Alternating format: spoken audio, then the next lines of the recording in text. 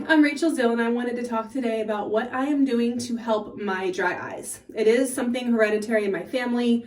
I don't know, I feel like everyone these days has dry eyes, but definitely something my sister has very severe dry eyes. My mom had really bad dry eyes, and it's something that I have dealt with really my entire adult life, but mine is a little bit different. I was burned severely when I was 16, my face and arms. I might pop in a picture. And one of the things that happened through that, basically a flame exploded up towards my face. Thankfully, I blinked, so it didn't affect my vision, but they did warn me that one thing that would definitely happen as I got older is just dry eyes. My tear production was impacted somewhat. So one thing that I've done, which is something that you can get a procedure through your eye doctor, and that is tear duct plugs. And basically what it is, and again, it's something pretty common, so you may or may not have heard of it, but it's these little silicone, plasticky kind of plugs that they literally put right in here at your tear ducts, and it reduces the amount of eye liquid, the fluid in your eyes, from draining out through your tear ducts. So it really helps keep the moisture you have there longer, so that it's there to help hydrate your eyes. It isn't something that you would want to have done if you don't really have bad dry eyes, because if you do produce a lot of tears, the tears can only go through that so much, so they end up rolling out on your face. So when my eyes do water or I cry, it is all just streaming down my face. And watery eyes is, I don't know, interestingly, a side effect of dry eyes, is your eyes tend to be more sensitive in water. So that is the first thing that I did. Not the first thing, but several years ago, I did get that done. And then from that, the one thing that I noticed is and I shouldn't say from that, but noticed more since then, is my eyes tend to be more salty, the fluid in my eyes. And I don't know if it's because it's sitting there longer and I'm not producing, or it could just be completely unrelated. But the one thing that I have been using more regularly are eye drops, and I forgot to grab my other ones. So these are MSM, liquid MSM drops, and MSM methyl sulfate something or other. I'll put the name up on the screen. Oh wait, it might say on here. Methylsulfonylmethane. Yeah, I'm sure I said that right. What I like about these drops, and what's very important, is to use preservative-free eye drops. Preservatives in eye drops, especially for me and certain people, it can create a reaction in your eyes, and it can actually have a negative effect. And if I use eye drops with preservatives in them, the ache is real. My eyes hurt, not like a burning on fire, like an ache back in like my eye socket. They just hurt everywhere. So I do have to be very careful with that, and I know a lot of people do. And I do have the single-use eye drops that are preservative-free, and those are the safest form because you're only using a tiny amount, and since there's not a preservative, there's less time for it to go bad. But what I find with those single-use, I have a hard time using single-use items. I just tend to ration them to the point that I'm not using them the way that I should be. So I have found, I bought this online because MSM drops are supposed to help with dry eyes. It's also supposed to help with floaters and other things in your eyes. I can't say whether or not that is true. I haven't used them long enough or consistently enough. But what I did end up liking about these drops is because they're not single use, I use them much more consistently. I use them more often throughout the day. I use a lot more at one time. No, I don't use eye drops every single day. I do use them almost every day, but it's not something that I'm putting in my eyes on any type of routine, any type of schedule. Some people do, and you probably should if you do have dry eyes, using it, 4 times a day, a couple of drops in each eye. I don't know. I can't keep myself in that type of routine, but I do really like these for when my eyes are at a phase where they're really dry, or what I mentioned earlier with that really salty feeling, and it burns in a different way when that salt concentration is high. I'll use these 4 or 5 times a day just to help rinse out that salt, and it really does help. So I do like these for that, but again, I can't speak to whether they do actually have a long-term effect. The other thing that I have been doing consistently for a few years now are taking eye supplements. So this is the one, and I know there's a few out there. This is the one I came across years ago, and it's just what I've stuck with. It is Physician's Choice Eye Health, and it has Lutamax 2020. I do like it. I think it works. I think it helps. I'm supposed to take 2 a day. I will admit I usually just end up taking 1 a day. Sometimes I take 2 if I'm, feeling brave. I don't know, not really brave, but just, I don't know. I don't really like to take a ton of pills, and I already take a lot of supplements for different things. So I just don't usually end up taking full doses of stuff if it requires more than 1 pill. But I do like that.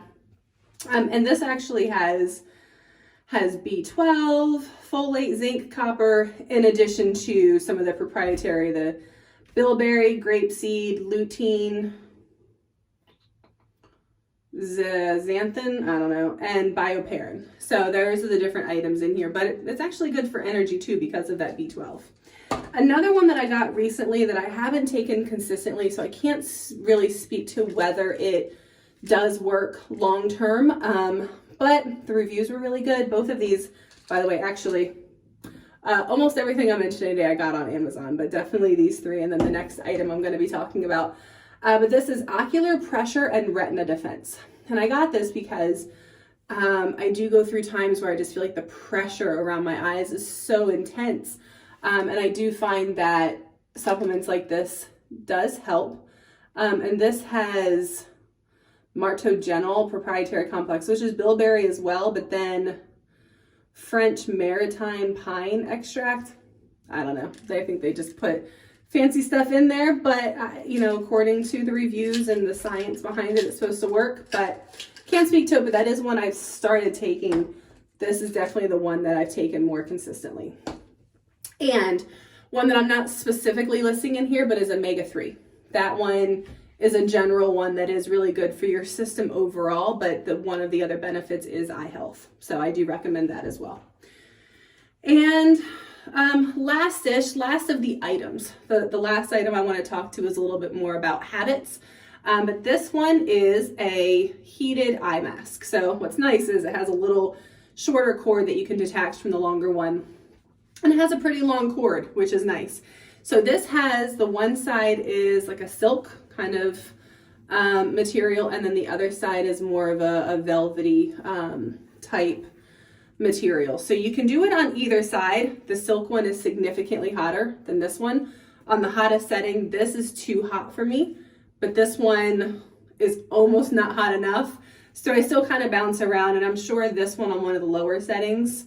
But I've only started using this for the last probably month and a half.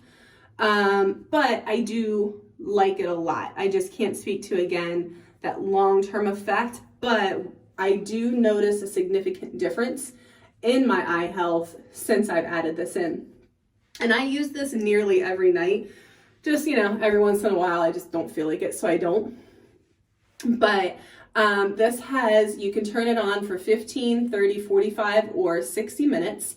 And there's 3 heat settings, low, medium, and high. Again, the high on this side is pretty intense. And I haven't looked up what that temperature is and whether it is good to have it, on the sensitive eye area for 60 minutes, because it's pretty hot. So that's one of the reasons why I don't leave it on that setting on this side. I don't know, it kind of worries me with how hot it is, but it's good that it actually does get hot. It does what it's supposed to do.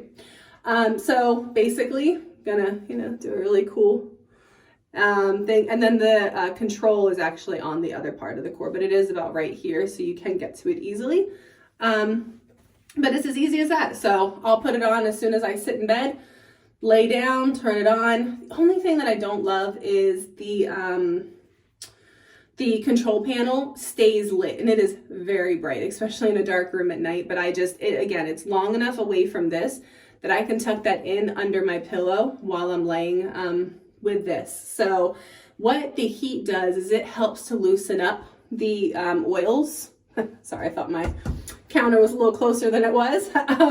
It helps to heat up the oils and helps to really produce the effect to help clean out your eyes. And especially when I first started using this, my eyes would be gunked shut. I know that is maybe not the most appealing reference, but it would just, I would have so much buildup. And I would have that sometimes without wearing something like this, but consistently for the first couple of weeks of using this, I would wake up and my eyes were just crusty and red and looked crazy, which is why I haven't used it consistently, because I was wondering, like, is it good? Is it not? But after a couple of weeks of using it consistently, I did notice a big difference, and now I don't have that. Same thing, I can use it. I wake up still with some crusties, and I think that's normal for everyone, but especially with dry eyes. But I do highly recommend. I think it's a great product. As I mentioned, the last one I wanted to talk through is more of a habit. And you'll hear, for everything in your body, water. Water, water, water is so important. But that is another thing that I drink a lot of water. I enjoy water. I can go through a lot of water in a day. But things happen, and sometimes you go through a couple of days, especially like my water consumption is definitely associated with a routine. And if I'm out of that routine, my water consumption goes out the window. So if I stick with drinking a lot of water, not tons, not gallons and gallons, I don't drink to a certain number. I know they say an ounce for every pound or half ounce for every pound of water. I don't know. Whatever it is, just drink water and then drink a little bit more water. That's it. I usually drink, I mean, honestly, I brought it in this, but usually I have one of the glass like quart canning jars, the wide mouth. That's what I prefer to drink out of. It's just, I think right now they're all in the fridge being used for actual, holding food items. But I like that because it's more water. And I notice that if I have more water in something that I can drink from easily, I will consume more. If I drink out of this, once I get to about here, I start to ration my water. I can go get more water very easily, but just somewhere back there, back in my head, I'm like, oh, I'm getting low. I should probably pull back because I don't want to have to get up and go get more water. I don't know what my reason is. Doesn't make sense. But that is why I like to do the larger quart, and I fill it up every time so that I don't feel that need to pull back. But one of the main things with drinking that water, I definitely noticed that salt effect that I mentioned earlier a couple of times. I have less salty eyes. The fluid in my eyes is definitely less salty. You might ask, how do I know it's salty? Well, you have the tears running into your mouth, or I'm trying to clean and I don't know, I can taste it. I don't know, I'm not like sitting there licking my eyes, but just, it happens. I taste it and I can definitely tell a difference. So that one and sleep. Now, I don't know which one's the cause and effect, or what is the cause and effect, but if I am not getting enough sleep, the ache behind my eyes gets so bad and my eyes are definitely drier. Now, again, I don't know if it's other things in my life that's making me not sleep as much, and those things are also affecting my tear production, or those things are happening, I'm not sleeping enough, and because I'm not sleeping enough, my tear production's affected. I don't know which one it is, but I do notice a big difference when I can drink more water, get better sleep. I definitely don't experience that same pain in my eyes. So those are the things that I've been doing. If anything else that you've tried that you do, I have done, just to mention, castor oil. That is another common treatment. If you look up online what to do for dry eyes, you put just castor oil along your lash line. I do like using castor oil, but I notice if I use it days in a row, I feel like it actually starts to cause my eyes to feel dry. And it can, because castor oil is an astringent oil. It is actually a drying oil. So it's cleaning, which is good to help clean the area around your eye. And as I mentioned, the crusted up oils and everything, it does help with that. But I don't find that long term it's something good for me. It's usually something, if my eyes are feeling very irritated, I'll do it once or twice, and then I probably won't do it for a while. Or if I'm around something that I know is irritating my eyes. The other thing, and I'm just gonna keep going, I'm very careful with the makeup I wear, but that can be another video. So back to my closing. If you have any other information, if you've done a lot of research, if you have questions, please put them down below. I would love to learn a little bit more and to be able to talk about more things. And if you have questions or things that you want me to talk about with this and go into a little bit more detail, I'd also love to do that. So please like, subscribe. I'm hoping to do some more videos on stuff like this, so stay around, and thank you. Have a great day.